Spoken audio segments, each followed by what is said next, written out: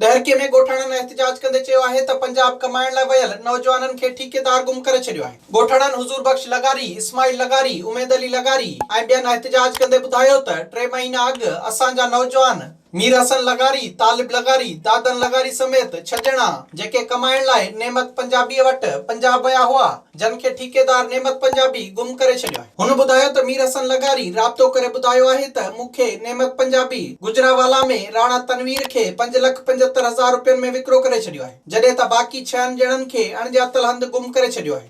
सही ॻाल्हि आहे इहा त मुंहिंजा माण्हू 3 महीना अॻु में नियामत अली खणी वियो हो खोखर, उन खां ॿियो उन सां मुलविस आहे सौट मोहम्मद अली ऐं उन जो ॿियो सौट आहे शायदि उहो मुलविस अथसि जावेद। साईं मां खां भूंगो घुरे थो 5 लाख रुपयो, उन मां जो छोकिरो विकिणियो आहे साजिद इन गुजर विकियो आहे राणे तनवीर खे 5 लाख में ॾिनो अथसि, चए थो त मूंखे 5 लाख ॾियो पोइ तव्हांखे मां छोकिरो ॾींदुमि। हद ते वञूं था उते बि असांखे चवंदा तव्हांजी हद हिते कोन्हे, होॾे असां त रुली जाथे काथे भॼी मरी पिया आहियूं।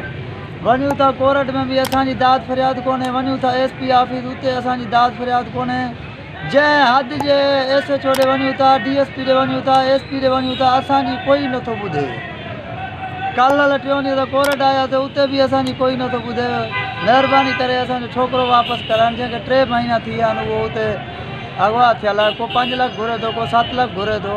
हुननि चयो त दाद लगाड़ी थाणे ते अहिड़ी रिपोर्ट दाख़िल कराई आहे, पर पुलिस नौजवाननि खे बाज़ियाब करण में संजीदा न आहे। एहतियात कंदड़नि पंजाब जे IG खां मुतालबो कयो त कैद थियल नौजवाननि खे बाज़ियाब कराए इंसाफ़ फराहम कयो वञे। विज़िट कयो अवामी आवाज़ मीडिया ग्रुप जी वेबसाइट awamiawaz.pk।